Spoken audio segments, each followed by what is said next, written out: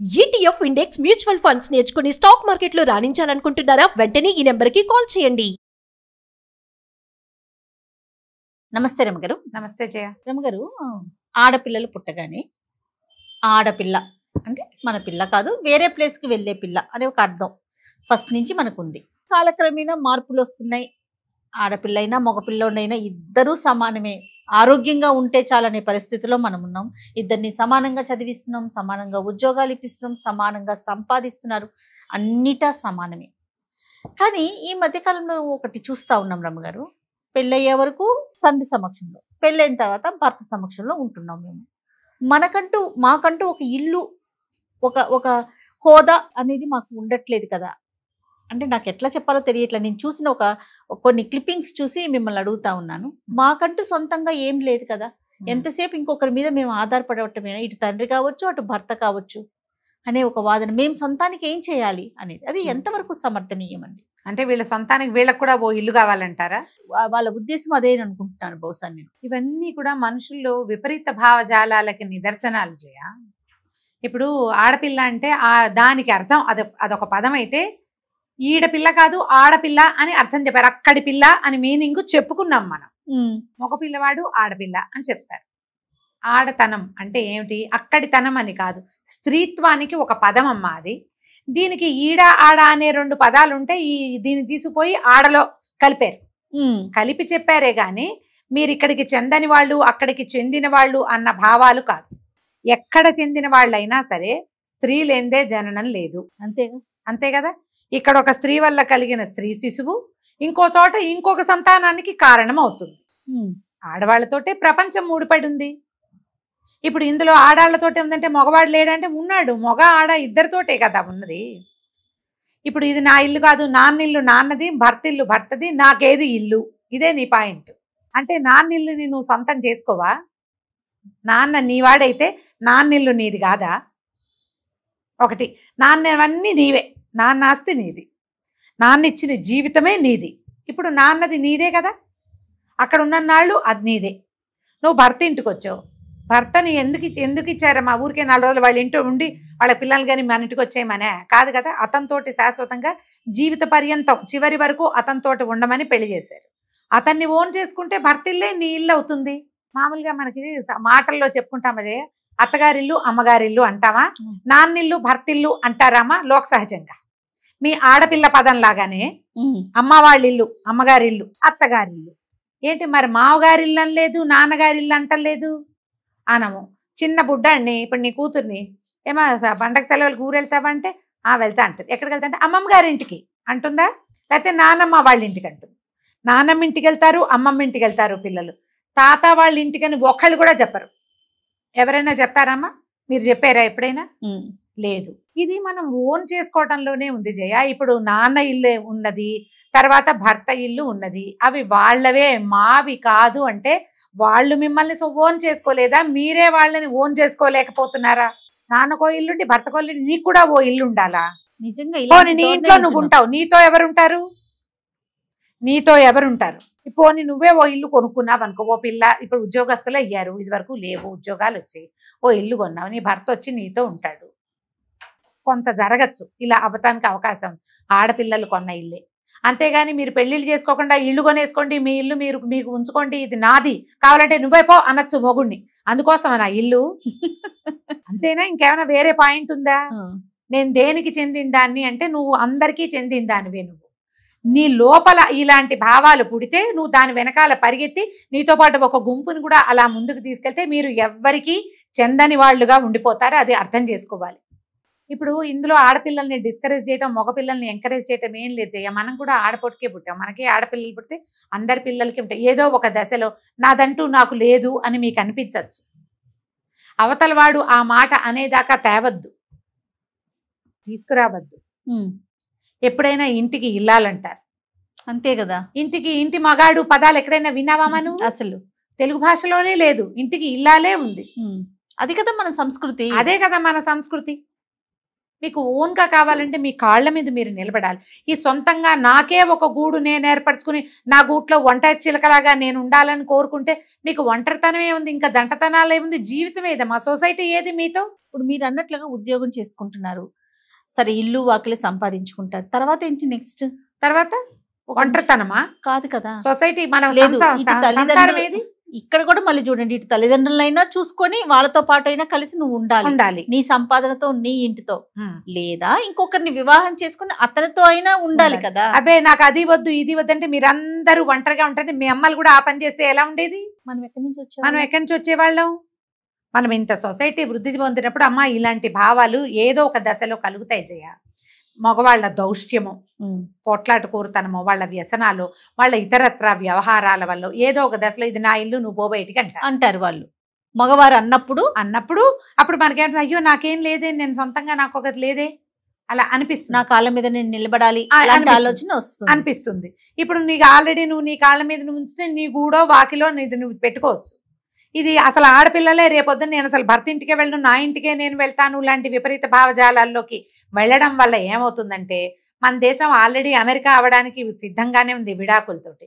ఇప్పుడు ఇంకా ముందుకెళ్తుందమ్మా. ఫారిన్ కంట్రీస్లో 15 వచ్చేసరికి కార్ డ్రైవింగ్ నేర్పిస్తున్నారు జయ, వాళ్ళకి డ్రైవింగ్ వచ్చేస్తుంది. 18 వచ్చేసరికల్లా పిల్లలు ఇళ్లలో నుంచి బయటికి వెళ్ళిపోతారు. వాళ్ళు చదువులు మానేసినా, వాళ్ళకి ఇష్టమైన కెరీర్ తీసుకున్నా తీసుకోపోయినా, ఏం చేసినా ఏం చేయకపోయినా వాళ్ళ మీద పేరెంట్స్ తాలూకు పెత్తనం లేదు. ఆ 10-18 ఏళ్ల లోపల కూడా తల్లిదండ్రులు వీళ్ళని బలవంత పెట్టినా, కొట్టినా, తిట్టినా, ఏదైనా విషయంలో వీళ్ళని బలవంతం చేసినా వెంటనే పోలీస్ కంప్లైంట్లు, పోలీసులు వచ్చి పిల్లల్ని సెపరేట్ చేస్తారు పేరెంట్స్ నుంచి. పిల్లలు వాళ్ళ ఇష్టారాజ్యంగా పెరుగుతారు. వాళ్ళ కాళ్ళ మీద వాడు నుంచుంటాడో పడుకుంటాడో పాకుతాడో వాడి తంటాలు వాడు పడతాడు. ఫ్యామిలీ సొసైటీ అనేది లేదు అక్కడ. అవును, అమ్మ నాన్న వాళ్ళ దారిని వాళ్ళు ఉంటారు, పిల్లలు వాళ్ళ దారిని వాళ్ళు ఉంటారు. సంవత్సరానికి 2 సార్లు థ్యాంక్స్ గివింగ్ డేకి, ఫాదర్స్ డే, మదర్స్ డే, ఈ డేలకి కలుసుకుంటారు. కుటుంబ వ్యవస్థ చిన్నాభిన్నం ఆల్రెడీ అయిపోయింది అక్కడ. అయిపోయాక ఏమైంది, వాళ్ళందరూ ఒంటరితనాలతోటి డిప్రెషన్స్కి లోనైపోయి రకరకాల మానసిక సమస్యల్లోకి లోనై విపరీతంగా థెరపీలు తీసుకుంటారు ఈ లోన్లీనెస్ కోసం. థెరపిస్టులు ఎక్కువ అక్కడ, ప్రతి వాళ్ళకి థెరపిస్టే. పేరెంట్స్ ఉంటే ఉన్నారని, లేకపోతే లేరని, నాకెవరు లేరు, నేను ఎవరికి చెప్పాలి, నేనేం చేయాలి, నేను ఒంటరిగా ఉన్నాను, I'm feeling lonely, I'm that this, వీటన్నిటికీ థెరపీలు. మనకి ఇండియాలో ఆ సమస్య చాలా తక్కువ. ఎందుకంటే మనం చివరి దాకా పిల్లల వెన్నంటి ఉంటాం. అప్పుడప్పుడు ఇది సమస్యగా పరిణమిస్తుంది. పేరెంట్స్ తాలూకు బలవంతాల వల్ల పిల్లలు కొంత ప్రెస్ అవుతారు, కానీ పేరెంట్స్ సహాయంతో పిల్లలు బాగుంటున్నారు ఇండియాలో. ఇప్పుడు ఈ ఆడపిల్లలకి నీది నువ్వు ఏర్పరచుకో, నీ ఇల్లు నాన్న ఇల్లు నీది కాదు, భర్త ఇల్లు నీది కాదు, నీది నీకే, నీ ఇల్లు నువ్వు సంపాదించుకో, నీ గూడు నువ్వే ఏర్పరచుకో, అప్పుడు నువ్వు అమెరికా వెళ్ళిపో, ఇండియాని అమెరికాని చేసే. నువ్వు ఈ భారతదేశంలో మనకు ఉన్నది ఏమిటి, సమిష్టి కుటుంబ వ్యవస్థ. మనం అన్నదమ్ములతోటే సెపరేట్ అయిపోయి, అన్నదమ్ములు మనం కలిసి ఉండట్లేదు, కలిసి ఒక చోట వండుకొని తింటలేదు. అసలు మన దగ్గర పూర్వకాలం నుంచి ఉన్నటువంటి ఉమ్మడి కుటుంబ వ్యవస్థకి ఆల్రెడీ నీళ్ళు వదిలేసాం మనం. అవును, వదిలేసి అప్పుడప్పుడు అయినా కుటుంబాలు కలుసుకునే పద్ధతిలో ఇంచి కూడా అసలు కలుసుకొని సంవత్సరానికి ఒకసారి కాదు 10 ఏళ్లకోసారి అన్నదమ్ములు అక్క చెల్లెళ్ళు కలుసుకునే దౌర్భాగ్యపు సమాజంలోకి ఆల్రెడీ వచ్చేసామమ్మా. అందుకే మనకి నాకు పెద్దవాళ్ళు లేరు, నాకు చెప్పేవాళ్ళు లేరు, నా డెలివరీ అప్పుడు నాకు పోస్ట్ పార్టం, ఈ పోస్ట్ పార్టం ఎంత ఎక్కువగా ఉంది జయ.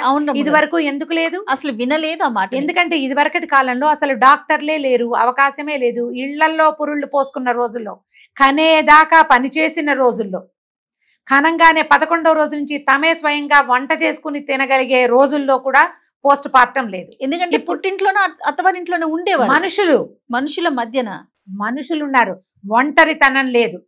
ఇప్పుడేమైంది, మీకు పోస్ట్ పార్టం అని అసలు నీకు నెలదప్పి నువ్వు ఒక డ్రాప్ యూరిన్ వేసి చూసుకున్న రోజు నుంచి మొదలుపెట్టి నువ్వు డాక్టర్ల పర్యవేక్షణలో ఉంటావు. ప్రతి నెల చూస్తావు డాక్టర్ని. ఆడ బోళ్ళంత సమాజం ఉంటుంది. ఎంతసేపు నాకు ఇది నాకు అది అని పెడుతూ ఉంటావు అన్ని చోట్ల, కంటావు. కానీ ఏ రోజున కూడా నీ చుట్టూ 5-6 ఉంటారు, భర్తలు వచ్చి నుంచుంటారు. అయినా నీకు పోస్ట్ పార్టం ఎందుకుంది?